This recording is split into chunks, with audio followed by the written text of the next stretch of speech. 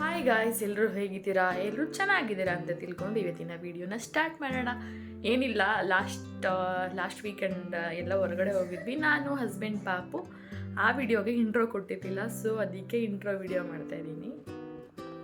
ಪರವಾಗಿಲ್ಲ, ನೋಡ್ತಿದ್ದಾರೆ ನನ್ನ ಚಾನೆಲ್, ಪರವಾಗಿಲ್ಲ ಗ್ರೋ ಆಗ್ತದೆ. ಬಟ್ ಒಬ್ಬರು ಲೈಕೇ ಮಾಡಲ್ಲ. 100 ಜನ ನೋಡಿದ್ದಾರೆ ನನ್ನ ವೀಡಿಯೋಸ್ನ, ಬಟ್ 2 ಲೈಕ್ಸ್ 3 ಲೈಕ್ಸ್ ಕೊಟ್ಟರೆ ನಿಜ ಸಖತ್ ಬೇಜಾರಾಗುತ್ತೆ. ನೀವು ಲೈಕ್ ಕೊಟ್ಟರೆ ನನ್ನ ವೀಡಿಯೋ ಮುಂದೆ ಹೋಗೋದು. ದಯವಿಟ್ಟು ಒಂದು ಲೈಕ್ ಕೊಡೋಕ್ಕೆ ಮರಿಬೇಡಿ. ಏನಾದರೂ ಇಷ್ಟ ಆಗಿದ್ರೆ, ಇಷ್ಟ ಆಗಿಲ್ಲ ಅಂದರೆ ಅಟ್ಲೀಸ್ಟ್ ಡಿಸ್ಲೈಕ್ ಆದರೂ ಮಾಡಿ, ಗೊತ್ತಾಗುತ್ತೆ ನನಗೆ ಯಾವ ಥರ ವೀಡಿಯೋ ಮಾಡಬೇಕು ಅಂತ. ಒಂಚೂರು ಏನೂ ಗೊತ್ತಾಗ್ತಾನೆ ಇಲ್ಲ. ಪರವಾಗಿಲ್ಲ, ಒಂದು 200-300 ವ್ಯೂಸ್ ಬಂದ್ರೂ ಒಂದು ಮಿನಿಮಮ್ 10 ಲೈಕ್ಸು ಬರಲ್ಲ. ಬರೀ 2-3 ಅಂದರೆ ಎಷ್ಟು ಬೇಜಾರಾಗುತ್ತೆ ಗೊತ್ತಾ? ಏನೂ ಮಾಡೋಕ್ಕಾಗಲ್ಲ. ತುಂಬ ಕಾಂಪಿಟೇಷನ್ ಆಗಿಬಿಟ್ಟಿದೆ ಯೂಟ್ಯೂಬಲ್ಲಿ ಇವಾಗ. ಏನೂ ಹೇಳೋಕ್ಕೂ ಆಗಲ್ಲ. ಅವರವ್ರ ಲೈಫ್ ಸ್ಟೋರಿ ತುಂಬ ಟ್ರೆಂಡಿಂಗಲ್ಲಿರೋರದೇ ಜಾಸ್ತಿ ನೋಡ್ತಿದ್ದಾರೆ. ನಮ್ಮಂಥವ್ರದ್ದು ಕೂಡ ನೋಡಿ ತುಂಬ ವರ್ಷಗಳಿಂದ ಪ್ರಯತ್ನ ಪಡ್ಕೊಂಡು ಮೇಲ್ಗಡೆ ಬರ್ತಿರ್ತೀವಿ. ನಿಮ್ಮಂಥವ್ರ ಸಪೋರ್ಟ್ ತುಂಬ ಯೂಸ್ ಆಗುತ್ತೆ. ಯಾರು ನೋಡಿಲ್ಲ ಅಂದರೆ ಓಕೆ, ಅಟ್ಲೀಸ್ಟ್ ಒಂದು 100-200 ನಮ್ಮ ಫ್ಯಾಮಿಲಿ ಮೆಂಬರ್ಸ್, ಫ್ರೆಂಡ್ಸ್ಗಳು ನೋಡ್ತಿರೋದು, ನೀವಾದರೂ ಒಂದು ಲೈಕ್ ಕೊಡಬೇಕಲ್ವಾ? ಸುಮ್ಮನೆ ವಿಡಿಯೋ ನೋಡ್ಬಿಟ್ಟು ಬಿಟ್ಬಿಡ್ತೀರಾ. ನಾನು ಲೈಕ್ ಕೊಟ್ಟರೆ ತಾನೇ ನಾನು ವಿಡಿಯೋ ಬೇರೆ ಸಜೆಷನ್ ಮಾಡೋದು. ಪ್ಲೀಸ್ ಒಂದು ಲೈಕ್ ಮಾಡಿ. ನೆಕ್ಸ್ಟ್ ವಿಡಿಯೋದಲ್ಲಿ ನಾನು ವರ್ಕ್ ಫ್ರಮ್ ಹೋಮ್ ಜಾಬ್ ಯಾಕೆ ಬಿಟ್ಟೆ ಅಂತ ಒಂದು ವಿಡಿಯೋ ಮಾಡಿದ್ದೆ. ಅದಕ್ಕೂ ಏನೂ ರೆಸ್ಪಾನ್ಸ್ ಇಲ್ಲ, ಯಾರೂ ಏನೂ ಕಮೆಂಟ್ ಕೂಡ ಮಾಡಿಲ್ಲ. ಸೊ ಇದು ಅದರದ್ದೇ ಕಂಟಿನ್ಯೂಷನ್ ಲಾಗ್ ಆಗಿರುತ್ತೆ. ನಾನು ಜಾಬ್ ಬಿಟ್ಟ ಮೇಲೆ ಏನೇನೆಲ್ಲ ಕಷ್ಟಗಳಾಯಿತು, ಮಗು ಆದಮೇಲೆ ಜಾಬ್ ಬಿಡೋದು ಸರಿನಾ ತಪ್ಪಾ ಅಂತ ನನಗನ್ಸಿರೋದನ್ನ ಸ್ವಲ್ಪ ಮಟ್ಟಿಗೆ ಶೇರ್ ಮಾಡ್ಕೊಂಡಿದ್ದೀನಿ ಈ ವ್ಲಾಗಲ್ಲಿ. ದಯವಿಟ್ಟು ನೋಡಿ, ಲೈಕ್ ಮಾಡಿ, ಶೇರ್ ಮಾಡಿ, ಸಬ್ಸ್ಕ್ರೈಬ್ ಮಾಡಿ ದಯವಿಟ್ಟು ಪ್ಲೀಸ್. ಓಕೆ, ಬನ್ನಿ ವಿಡಿಯೋನ ಸ್ಟಾರ್ಟ್ ಮಾಡೋಣ. ವಿಷಯ ನನಗೆ ತುಂಬ ದಿನದಿಂದ ಇದನ್ನು ಶೇರ್ ಮಾಡ್ಕೋಬೇಕಂತ ಇತ್ತು. ಇವಾಗ ಯಾರೆಲ್ಲ ಹೊಸ್ದಾಗಿ ಮದುವೆ ಆಗಿರ್ತೀರಾ, ಸಡನ್ನಾಗೆ ಇವಾಗ ಏನಾದರೂ ಮಗುದು ಪ್ಲ್ಯಾನ್ ಎಲ್ಲ ಮಾಡ್ಕೊತಿರ್ತೀರಲ್ಲ, ಆವಾಗ ಹೆಂಗಿರುತ್ತೆ ನೆಕ್ಸ್ಟು ನಿಮ್ಮ ಸಿಚುವೇಶನ್ನು. ಮಗು ಆಗ್ಬೇಕಾದ್ರೆ ಎಲ್ಲ ಚೆನ್ನಾಗಿರುತ್ತೆ, ಅದಾದಮೇಲೆಲ್ಲ ಏನೇನೆಲ್ಲ ಆಗುತ್ತೆ. ನಾನು ಈ ಸೀರೀಸ್ನು ಕೂಡ ಮಾಡೋಣ. ನನಗೇನೇನೆಲ್ಲ ಎಕ್ಸ್ಪೀರಿಯನ್ಸ್ ಆಯಿತು, ಕೆಲಸ ಬಿಡಬೇಕಾಗಿರೋ ಪರಿಸ್ಥಿತಿ ಬಂತು. ತುಂಬಾ ನೀವು ಇದರಲ್ಲಿ ಏನಂತಾರೆ ಸ್ಯಾಕ್ರಿಫೈಸ್ ಮಾಡಬೇಕು.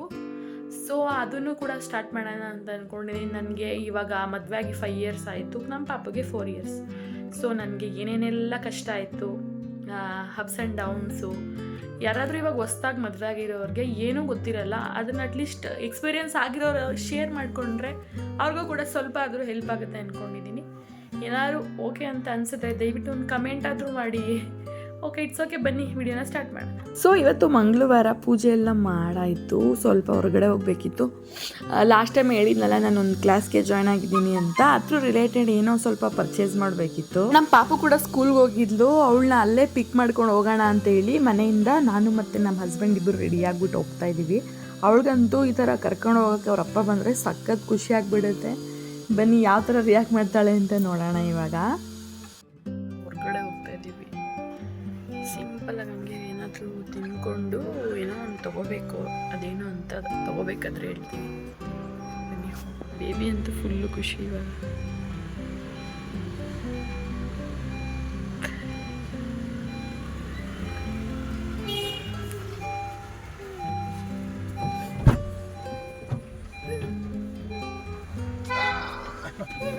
ಹಾಯ್ ಬೇಬಿ, ಫುಲ್ ಖುಷಿ ಆಗ್ಬಿಟ್ಟಿದ್ಯಾ? ಪಪ್ಪ ಬಂದ್ಬಿಟ್ಟಿದ್ದೀನಿ ಕರ್ಕೊಂಡು ಹೋಗ್ತಾರಿಲ್ಲ ಅಂತ.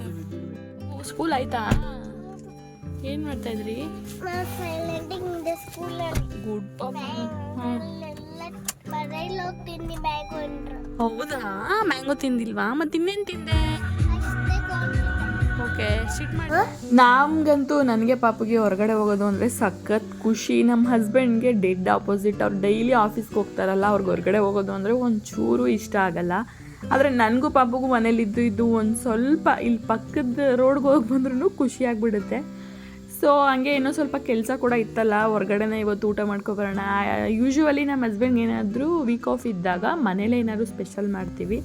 ಒಂದೊಂದ್ಸಲ ಯಾವಾಗಲೂ ಮಾಡಿ ಮಾಡಿ ಬೋರ್ ಆಗಿಬಿಟ್ಟಿರುತ್ತೆ ಅಂತ ಅನಿಸ್ದಾಗ ಅಷ್ಟೇ ನಾವು ಹೊರಗಡೆ ಹೋಗೋದು. ಆ್ಯಂಡ್ ಅಷ್ಟೊಂದು ಚೆನ್ನಾಗೂ ಇರಲ್ಲ, ಸೊ ಅದಕ್ಕೆ ಜಾಸ್ತಿ ಹೋಗಲ್ಲ. ನಮ್ಮನೆ ಹತ್ರನೇ ಒಂದು ಕಬಾಬ್ ಮೆಹಕ್ ಅಂತ ಇದೆ, ಅಲ್ಲಿಗೆ ಇವಾಗ ಬಂದ್ವಿ.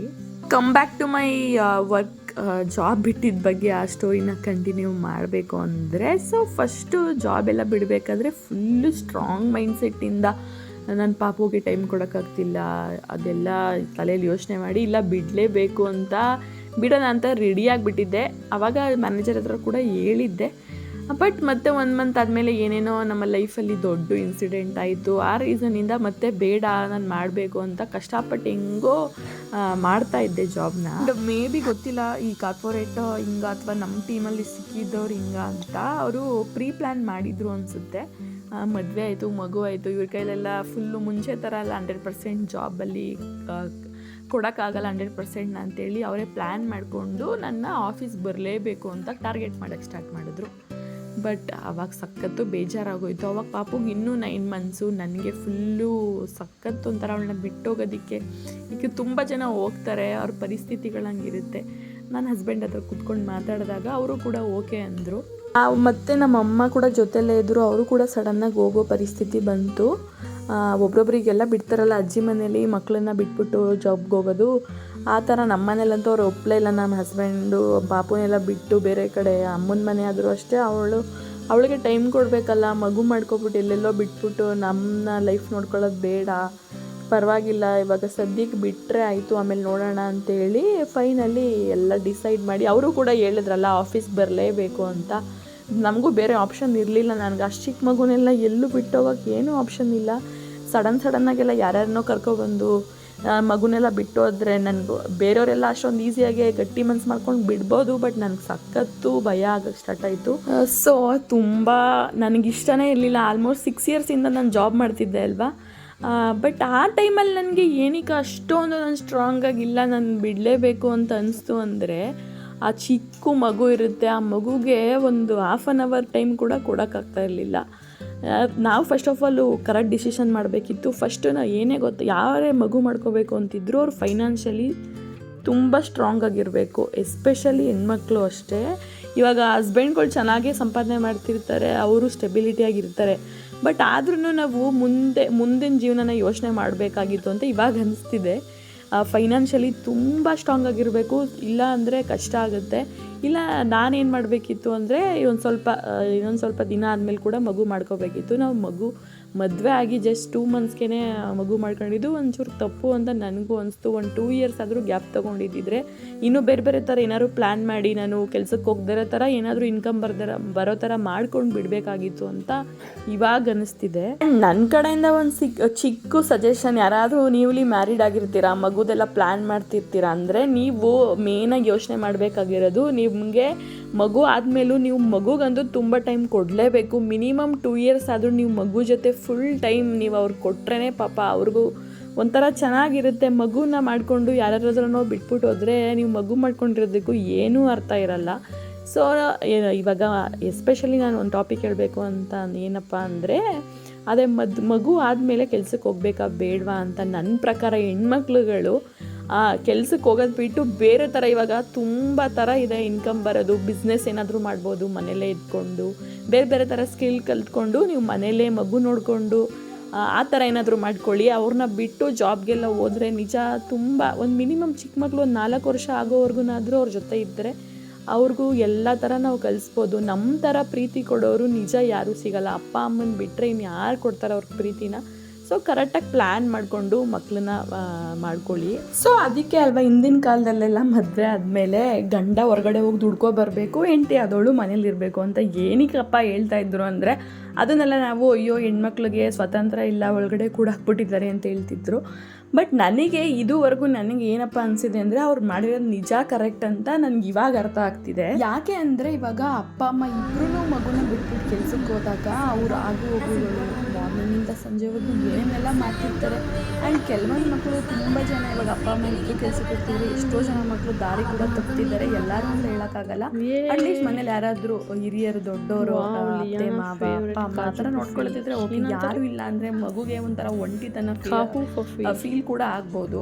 ಆ್ಯಂಡ್ ಅವ್ರಿಗೆ ಏನೇನು ಆಗ್ತಿರುತ್ತೋ ಅದನ್ನೆಲ್ಲ ಫೀಲಿಂಗ್ ಶೇರ್ ಮಾಡ್ಕೊಳ್ಳೋದಕ್ಕೆ ಯಾರೂ ಇರಲ್ಲ. ಆವಾಗ ಆರಾಮಾಗಿ ಅವರು ಈಸಿಯಾಗಿ ದಾರಿಗಳನ್ನ ತಪ್ತಾರೆ.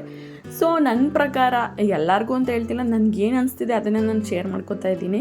ಸೊ ಆದಷ್ಟು ಹೆಣ್ಮಕ್ಳು ಮನೇಲಿ ಇದ್ಕೊಂಡೆ ಏನಾದರೂ ಈಗ ವರ್ಕ್ ಫ್ರಮ್ ಹೋಮೇ ಆಗಿರ್ಬೋದು ಆ ಥರ ಅವ್ರಿಗೆ ಫೆಸಿಲಿಟಿ ಸಿಕ್ಬಿಟ್ರಂತೂ ಇನ್ನೂ ಚೆನ್ನಾಗಿರುತ್ತೆ. ಮಕ್ಳದು ಮನೆಯದು ಎಲ್ಲನೂ ಬ್ಯಾಲೆನ್ಸ್ ಮಾಡ್ಕೊಂಡವರು ಈ ಫೈನಾನ್ಷಿಯಲಿ ಕೂಡ ಇಂಡಿಪೆಂಡೆಂಟ್ ಆಗಿರ್ಬೋದು. ಸೊ ಹಳೆ ಕಾಲದಲ್ಲಿ ಮಾಡಿದ್ದು ಅದೆಲ್ಲ ರೀತಿ ಅವೆಲ್ಲ ಏನೋ ಇಟ್ಕೊಂಡು ಹಿಂದೆ ಒಂದು ಸ್ಟ್ರಾಂಗ್ ರೀಸನ್ ಇಟ್ಕೊಂಡೆ ಅವರೆಲ್ಲ ಮಾಡಿರ್ತಾರೆ ಅನ್ನೋದು ನನಗೆ ಇವಾಗ ಅರ್ಥ ಆಗ್ತಿದೆ. ಸೊ ಈ ಟಾಪಿಕ್ ಬಿಟ್ಟರೆ ಇವಾಗ ಊಟ ಎಲ್ಲ ಮಾಡಿಕೊಂಡು ಮನೆಗೆ ಬಂದ್ವಿ. ಪಾಪುದು ಆಸ್ ಯೂಶುವಲ್ ಇವಾಗ ಡ್ಯಾನ್ಸ್ ಕ್ಲಾಸ್ಗೂ ಕೂಡ ಸೇರಿಸಿದ್ದೀನಿ ಅಂತ ಹೇಳಿದ್ನಲ್ಲ, ಅಲ್ಲಿಗೆ ಕರ್ಕೊಂಡು ಹೋಗ್ತಿದ್ದೀವಿ. ಇನ್ನೂ ಯೂನಿಫಾರ್ಮ್ ಕೊಟ್ಟಿರಲಿಲ್ಲ. ಸೊ ಮನೇಲೆ ಯಾವ ಫ್ರಾಕ್ ಇರುತ್ತೆ ಅದ್ರ ಜೊತೆಗೆ ಒಂದು ಲೆಗ್ಗಿನ್ಸ್ ಥರ ಪ್ಯಾಂಟ್ ಹಾಕ್ಬಿಟ್ಟು ಈ ಥರ ದುಪ್ಪಟ್ಟು ಹಾಕಿ ಕರ್ಕೊಂಡೋಗಿ ಬಿಡಬೇಕು. ಅವಳು ಪರವಾಗಿಲ್ಲ, ಇವಾಗ 1 ಮಂತ್ ಆಯಿತು, 1.5 ಮಂತ್ ಆಯಿತು, ಚೆನ್ನಾಗಿ ಕಲ್ತ್ಕೋತಿದ್ದಾಳೆ.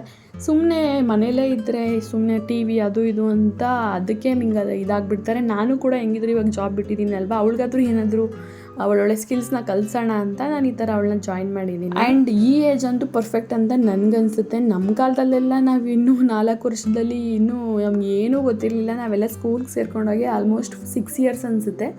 ಬಟ್ ಅದು ಕೂಡ ಒಂಥರ ಒಳ್ಳೆಯದೇ. ಆಗಿನ ಕಾಲ ತುಂಬ ಸ್ಲೋ ಇತ್ತು, ಬಟ್ ಕಂಪೇರ್ ಟು ಇವಾಗ ತುಂಬ ಕಾಲ ಫಾಸ್ಟಾಗಿ ಹೋಗ್ತಿದೆ. ಅದ್ರ ತಕ್ಕಂಗೆ ನಾವು ಕೂಡ ಮಕ್ಕಳನ್ನ ಅಪ್ಡೇಟ್ ಮಾಡ್ತಿರಬೇಕು ಅಂತ ಫುಲ್ಲು ಪ್ರೆಷರ್ ಏನು ಕೊಡ್ತಿಲ್ಲ.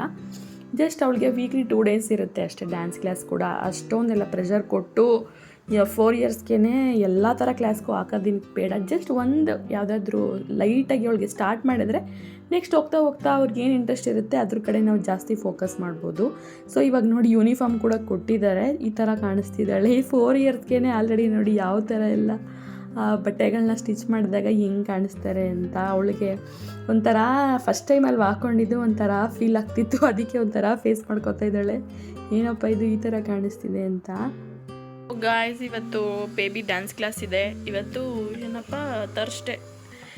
ಟ್ಯೂಸ್ಡೇ ಮತ್ತು ಥರ್ಸ್ಡೇ ಅವಳಿಗೆ ಡ್ಯಾನ್ಸ್ ಕ್ಲಾಸ್ ಇರುತ್ತೆ. ನೋಡಿ ರೆಡಿ ಆಗಿದ್ದಾಳೆ. ಇವತ್ತು first day of uniform ಹಾಕ್ಕೊಂಡಿದ್ದಾಳೆ.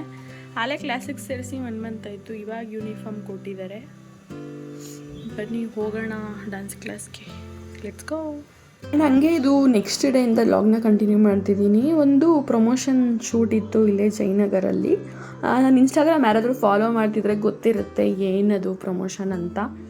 So ಅಲ್ಲಿಗೂ ಕೂಡ ಇವತ್ತು ಹೋಗಿದ್ದೆ. ಯಾವ ಥರ ಇರುತ್ತೆ ಅಂತ ಲೈಟಾಗಿ ಸ್ವಲ್ಪ ಕ್ಲಿಪ್ಪಿಂಗ್ಸ್ನ ತೊಗೊಂಡಿದ್ದೀನಿ. ಯಾವುದೋ ಜ್ಯುವೆಲ್ರಿ ಶೂಟ್ ಇತ್ತು, ಸೊ ಅದಕ್ಕೆ ಬಂದಿದೆ. ಅಲ್ಲಿ ನೋಡಿ ಎಷ್ಟು ಕೊಲಾಬ್ರೇಷನ್ ಅಂದರೆ ಇನ್ಫ್ಲೂಯೆನ್ಸರ್ಸ್ ಬಂದಿದ್ದಾರೆ, ಎಲ್ಲ ವಿಡಿಯೋ ಶೂಟ್ ಮಾಡಿಸ್ಕೊತಾ ಇದ್ದಾರೆ. ನಾನು ಆಟೋ ಬುಕ್ ಮಾಡಿದ್ದೀನಿ, ಇವಾಗ ಹೋಗಬೇಕು. ಬನ್ನಿ ಹೋಗೋಣ. ಸೊ ಅಲ್ಲಿ ಸ್ವಲ್ಪ ಇಬ್ಬರು ಫ್ರೆಂಡ್ಸ್ ಕೂಡ ಆದರು. ಅವ್ರ ಜೊತೆ ಎಲ್ಲ ಹಾಗೆ ಸುಮ್ಮನೆ ಸೆಲ್ಫಿ ತೊಗೊಂಡು ಈ ಥರ ಶೂಟೆಲ್ಲ ಯಾವ ಥರ ಮಾಡ್ತೀವಿ ಅಂತ ನೋಡಿ, ಈ ಥರ ಎಲ್ಲ ಮಾಡಬೇಕು. ಶೋರೂಮ್ ಮುಂದೆ ಎಲ್ಲ ಈ ಥರ ಹೋಗಿ ವೀಡಿಯೋಸ್ ಎಲ್ಲ ತೊಗೋಬೇಕು. ನಾನು ನೆಕ್ಸ್ಟ್ ಏನಾದರೂ ಮಾಡೋಣ. ನನ್ನ ಯೂಟ್ಯೂಬ್ ಆ್ಯಂಡ್ ಇನ್ಸ್ಟಾಗ್ರಾಮ್ ಜರ್ನಿ ಯಾವ ಥರ ಸ್ಟಾರ್ಟ್ ಆಯಿತು, ಇವಾಗ ಹೇಗಿದೆ ಅಂತ ಅದನ್ನು ಕೂಡ ನಾನು ನೆಕ್ಸ್ಟು ಯಾವಾಗಾದರೂ ಶೇರ್ ಮಾಡ್ತೀನಿ. ಇದು ಪಾಪುಗೆ ಸ್ಕೂಲಲ್ಲಿ ಆ್ಯಪಲ್ ಕಾಂಪಿಟೇಷನ್, ಫ್ರೂಟ್ಸ್ ಕಾಂಪಿಟೇಷನ್ ಇತ್ತು. ಇದು ಶೀಟ್ ಸಿಗುತ್ತೆ, ಅದನ್ನು ತೊಗೊಬಂದು ನಾವೇ ಈ ಥರ ಆ್ಯಪಲ್ ಶೇಪ್ ಮಾಡಿದ್ದು. ಇದ್ರದ್ದೆಲ್ಲ ವೀಡಿಯೋ ಮಾಡೋದಕ್ಕಾಗಲಿಲ್ಲ. ಇವಾಗ ಪಾಪುಗೆ ಹಾಕ್ಬಿಟ್ಟು ನೋಡ್ತಾ ಇದ್ವಿ ಯಾವ ಥರ ಕಾಣಿಸ್ತಾಳೆ ಅಂತ. ಹಂಗೆ 1-2 ಸೆಂಟೆನ್ಸ್ ಕೂಡ ಹೇಳ್ತಿದ್ದಾಳೆ. Studying in Chiguru School. My apple is red color. My apple is red. Apple is red color. I am.